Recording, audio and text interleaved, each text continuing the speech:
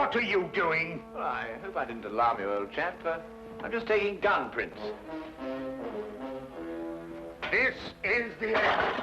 This time you've gone too far, Holmes. You can't turn this place into a shooting gallery. Gun prints.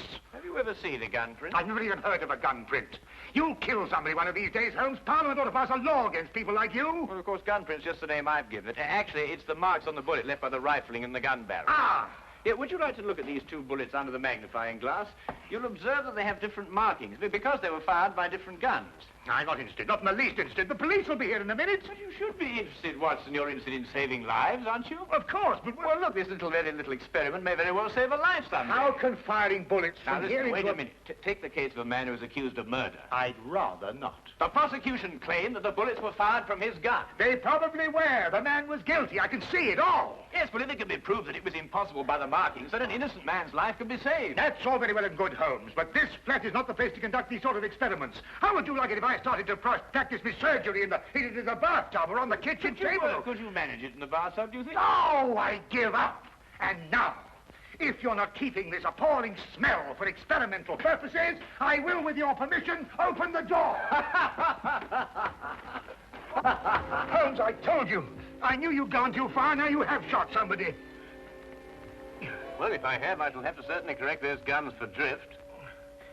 That's fantastic. He seems to have some breath in him still. No fault of yours if he has. Now, help me with him before somebody sees him. Really, firing off revolvers, brewing poison, frightening people. It's more than a man can stand, Holmes. Really, more than a man can stand. Am I wounded badly, please? I'm a poor man. I can't afford a hospital. No. You'll be all right in a minute. You've just fainted from something. Something, you say? Didn't you hear what happened? I was outside, about to knock at your door, when suddenly I was attacked. Someone turned a revolver loose on me, bullets flying everywhere. I tried to fight back bravely, but there were too many of them, 6 or 7 at least, all firing guns. I'll get you a glass of brandy. Oh, thank you. You'd better call the police. They may try it again, whoever they are. Maniacs and foreigners, I'll be bound. No. You're quite safe now. Those shots came from my revolver and were fired into that wadding over there. You mean you were the one who... Yes, I was just carrying out a little experiment. I must apologize for any shock I may have given you. And no one is after me? And not to my knowledge, Mr. Wilson. Here, will you drink this, huh? Oh, thank you. You called me Mr. Wilson just now. How did you know that was my name? Well, it's on your collar. Very shrewd indeed, you're noticing my name like that. In fact, you've got exactly the kind of mind that could help me to unravel my mystery. That is, if you're willing to lend a poor man a hand. Oh, yes, I owe you at least that. What is the mystery? But perhaps you'll get a better idea of what it is if you read this first. Yeah, it's in the wanted column. Read it for yourself. Ah, to the Redheaded League. On account of the bequest of the late Ezekiah Hopkins of Lebanon, Pennsylvania, USA, there is now another vacancy open which entitles a member of the League to a salary of £4 a week for purely nominal services. All red-headed men who are sound in... Apply in person on Monday at 11 o'clock to Duncan Ross at the offices of the League, 7 Pope's Court, Fleet Street. Apply in person on Monday at 11 o'clock to Duncan Ross at the offices of the League, 7 Pope's Court, Fleet Street. But what on earth does it mean, the Red-Headed League? It is a little off the beaten track, isn't it? I assure you, I felt the same way as you when I read it. A vacancy for what, I asked.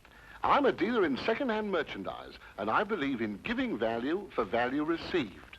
And it certainly struck me as odd that somebody was prepared to give £4 a week for nothing. But young Spaulding took a different view of it. Oh? Who is young Spaulding? Vincent Spaulding. He's my assistant, and I couldn't wish for a nicer young man. I see.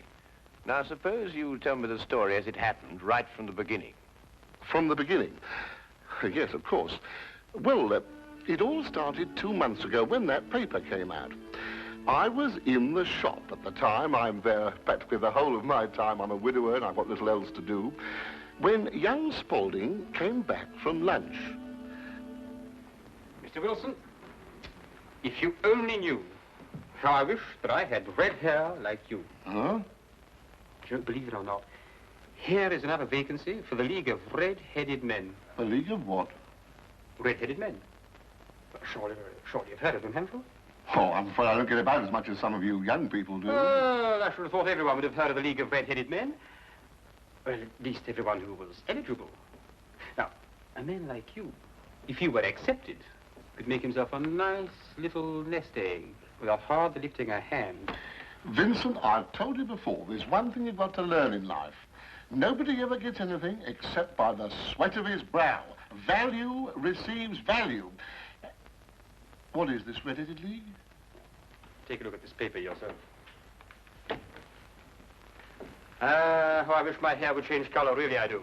What a nice little nest egg I'd make for myself. Well, this doesn't make sense to me. No? Will you see the name? Hezekiah Hopkins? Yes. Oh, he was an American millionaire. Very peculiar in his ways. He was red-headed himself and had great sympathy for all red-headed men. So, when he died, he left an enormous fortune in the hands of trustees to make life easier for all red-headed men. Oh, really? Yeah, red-headed men. Uh-huh. Oh, but I couldn't apply even if I wanted to. I've got the shop here to look after. Oh, that's the whole point. The work don't amount to anything. Absolutely nothing at all. It need not interfere with a man's other occupation. Well, even so, probably millions of men would apply for it. No, this is limited to Londoners and to grown men. You see, this American started off from London and I suppose wanted to do the old town a good turn. And then again, I hear it's no use applying unless your hair is a real fiery red. Huh. Do you think my hair is red enough? I've never seen any redder. I could use the money. There's all sorts of repairs I could do, and... Vincent, I'm going to investigate this league. Lock up the shop. You're coming with me. Yes, sir. You're right. It is fiery red, isn't it?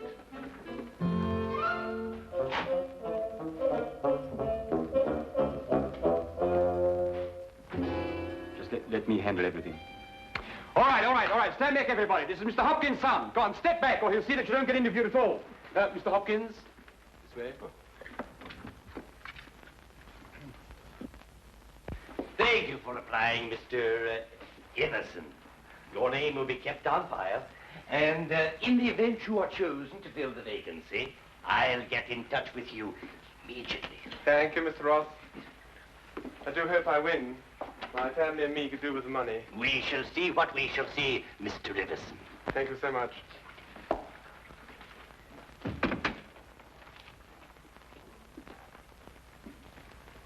Are you the next applicant? Yes, this is Mr. J.B.S. Wilson. Your search is over. He's willing to fill the vacancy. Will you sit down, Mr. Wilson?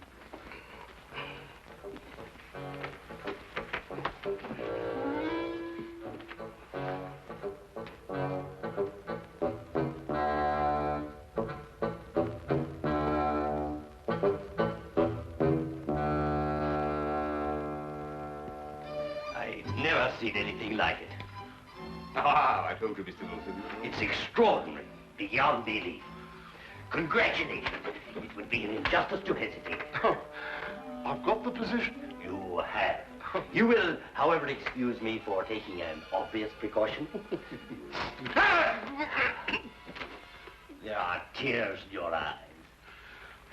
I perceive all is as it should be, but we have to be careful, for twice now we have been deceived by wigs, and once by paint.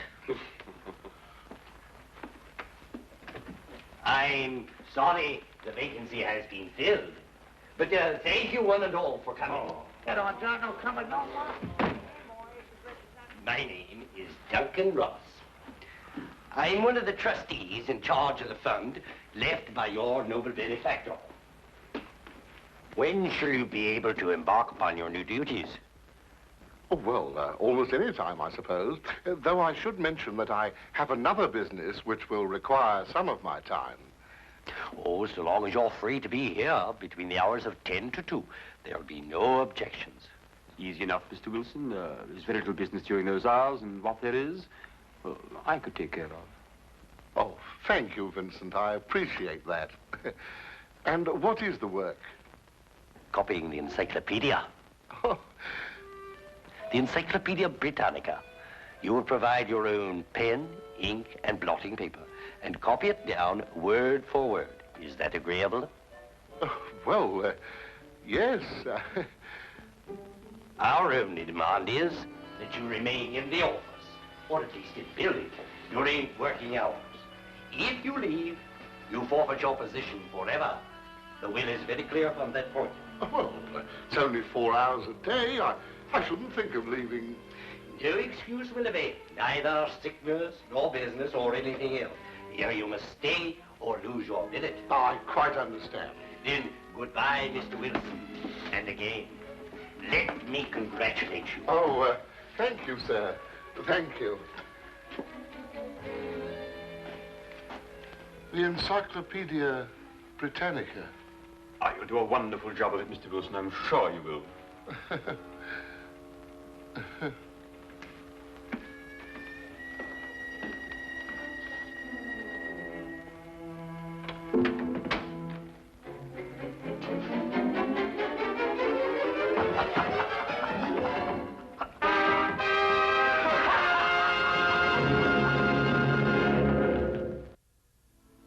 The first word was Arkan.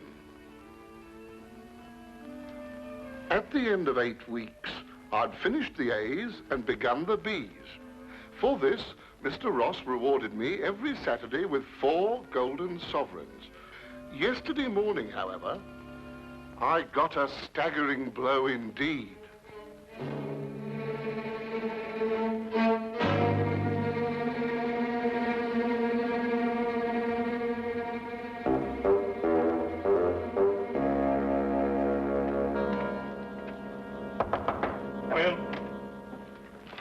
Mr. Milford? Yes, what can I do for you? What's happened to Mr. Ross? Mr. Who? Mr. Ross, Duncan Ross, in office number 4. He's gone. What's happened to him? Just a moment, let me look him up in my files.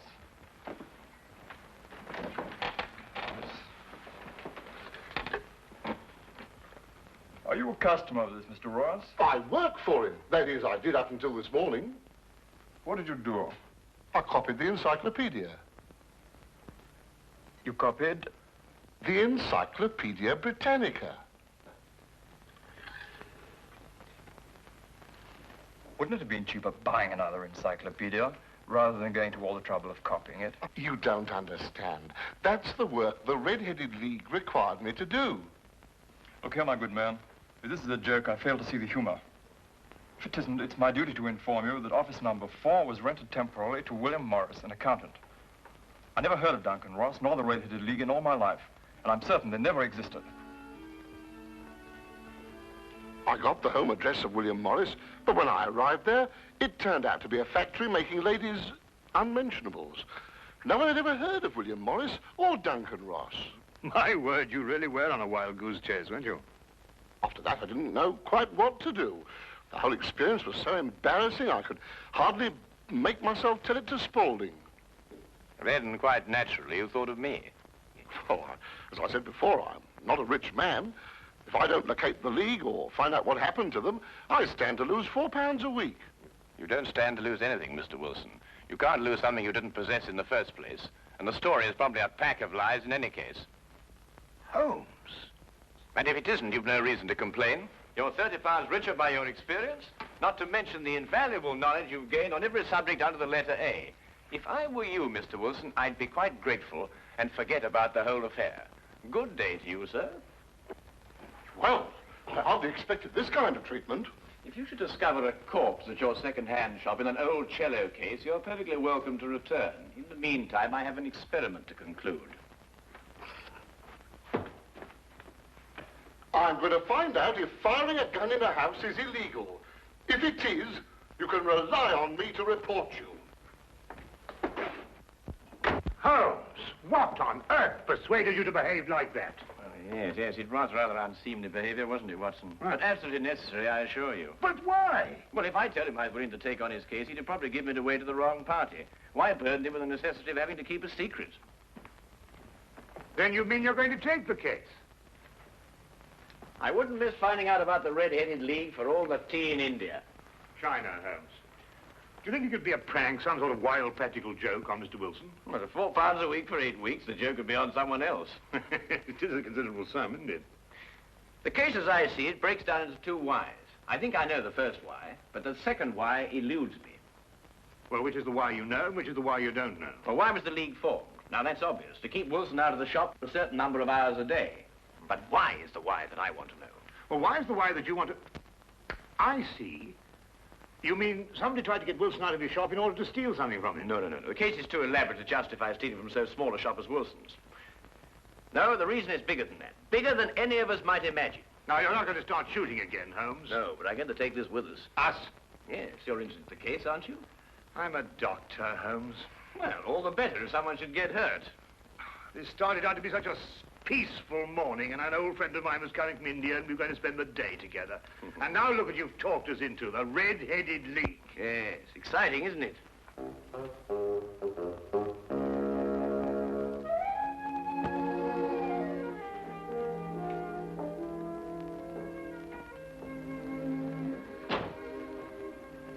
Seems to be nobody here.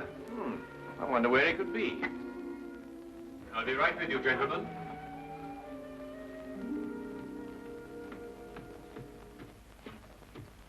May I help?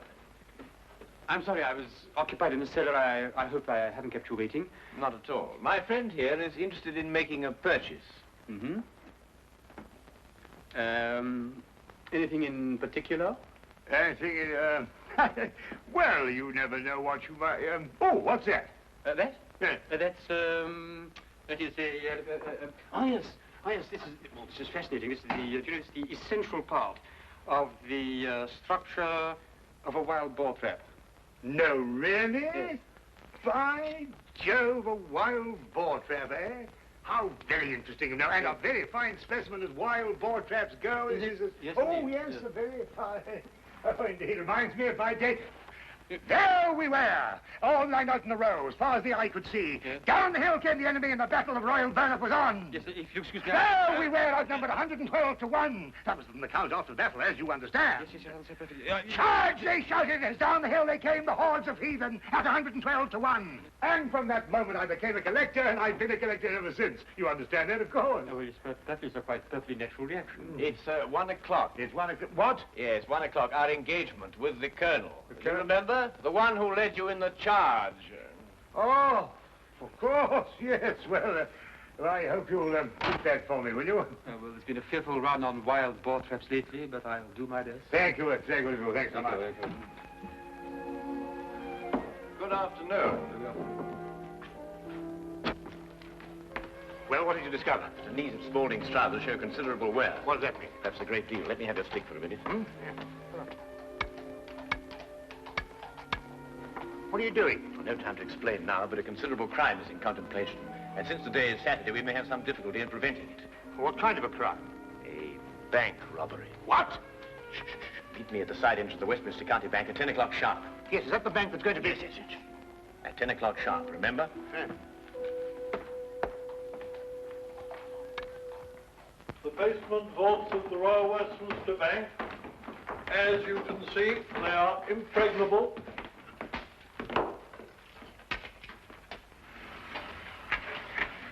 Why are you so sure that the bank's going to be robbed, Holmes? Because the knees of a man's trousers were badly worn.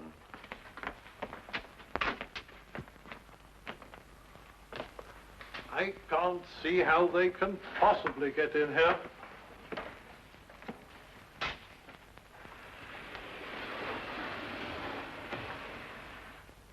Is that the gold? Yes. We had occasion some months ago to strengthen our reserves, and so we borrowed 30,000 Napoleons from the Bank of France. Word must have leaked out, if Mr. Holmes' deductions are correct. Gentlemen, we must prepare ourselves. As soon as Mr. Wilson goes to sleep, they will make attempts to get in. Who are they?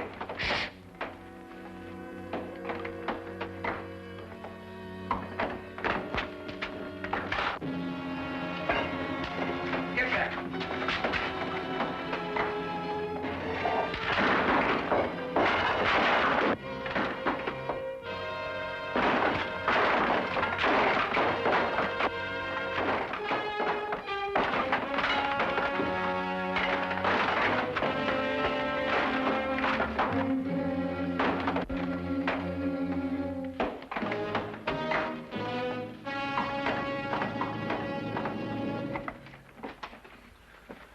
It's all right. Hey, jump! All right, Spaulding, your bank-robbing days are over. So I see. I fancy my pal got away all right, though. There are 3 policemen waiting for him at the other end. You seem to have done things very, very, very neatly. I must compliment you. But I feel obliged to reciprocate. Your Red-Headed League was very inventive indeed. Here. You were the one who came into the shop this afternoon. You came with... With me? Ah. I thought there was something very, very queer. You don't look like a collector at all. They helped to collect you, didn't they? I think you'd better come along with me.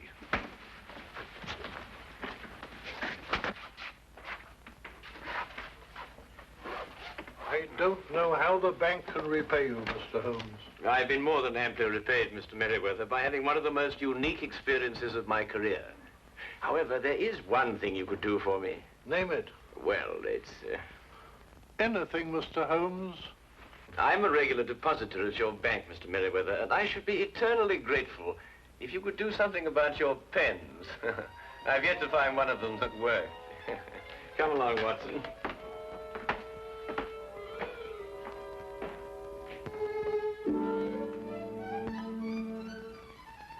What I shall never understand is how you suddenly knew there would be a bank robbery.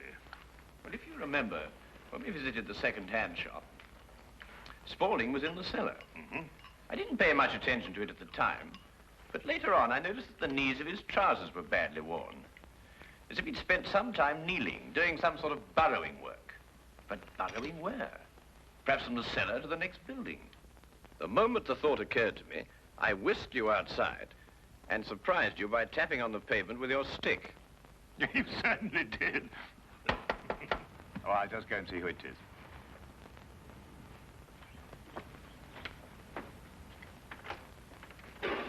Hello, come on in, Inspector. How are you? Dr. Watson.